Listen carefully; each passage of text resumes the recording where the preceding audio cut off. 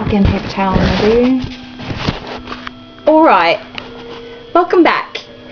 We are now on chapter 7, in which we learn more regarding Jack's family. David's guess about Jack had been right. The home he had returned to late that night was a run-down lodging house in a very poor neighbourhood that provided a roof for all the homeless Newsies. When he came in the door, he went to the landlord, Klopman. What the fuck is he doing up that late? That man's like 75 million years old. His bedtime should be like 7 o'clock. Whatever. And gave him a nickel of his profits to pay his rent for the night. You missed your supper, Klopman said. For a landlord, he wasn't a bad sort. He was old enough to be the boys' grandfather, and he took care of them in a grandfatherly way, making sure they ate enough, slept enough, and got up early enough to sell the papers. I had a dinner invite, it so happens. You? Yeah, with the family, Jack said as he dashed up the stairs. Up in the dormitory, Jack shared his day's adventures with his newsy pals.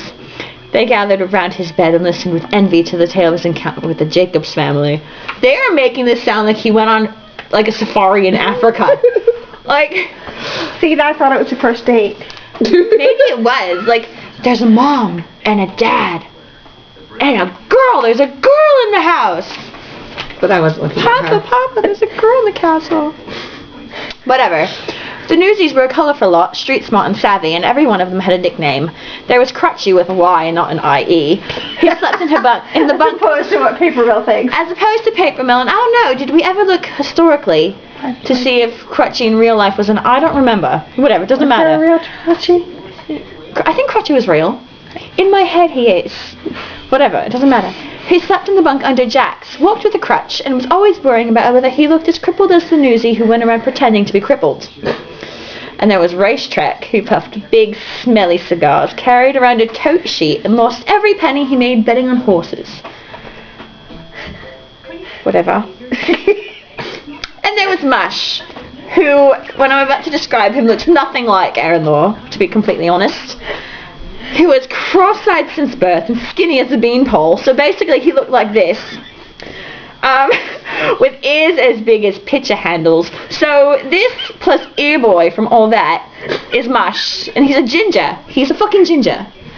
Whatever. I don't care. And there was Specs who wore spectacles. No fucking way.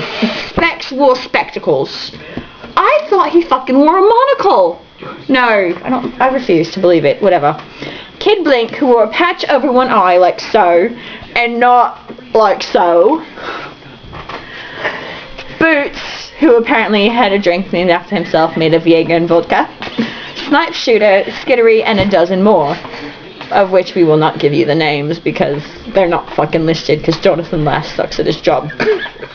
Later that night, when the others were asleep, Jack lit a candle on a brass stick and snuck into the washroom. There were pumps she worked by hand to bring up the water in the iron basins to wash in. Having made doubly sure that everybody was asleep, he removed a loose brick from under the last basin and took out a small box. Yes, Jack does coke. Within the box was a can that once held tobacco and which now held the pittance Jack had saved in the past year. He added the day's earning to it and closed the lid tight. He returned the can to the box and removed something else far more precious than money. A photograph, black and white, as all photos were back then. I thought they were sepia-toned, not fucking black and white. They're all like brown and shit. Like whatever. Of a good-looking man and a woman beaming down at a little boy in a cowboy hat. Not a real cowboy hat, of course, but the kind you buy in the 5 and dime. That's not the only thing that wasn't real about the photograph. The background of cacti, desert, and blue sky with a painted flat provided by a photographer on the boardwalk at Coney Island in Brooklyn, New York. Brooklyn! For 5 cents, anybody could have a Western dream. He'd never admit it to any of the other Newsies, but the peeling paper memory was all that remained of Jack's mother and father. He sat there, curled up under the sink, gazing at it with an indescribable sense of longing, while Crutchy, Racetrack, Mush, and the others rolled restlessly in their beds and dreamed about selling papers. Among other things. Among other things, like boning the nice girls that met us. But honestly, this part is when you realize that Jonathan Lash fucking wrote this when the book, like the movie, was still going to be a drama. Because this is in the original script, the whole box with the picture, la la la, sad cowboy, but they never mention it in the movie. And why didn't they ever make Jonathan fucking Lass go and fix his fucking shitty book? I don't fucking know. Anyway, that was the end of chapter 7.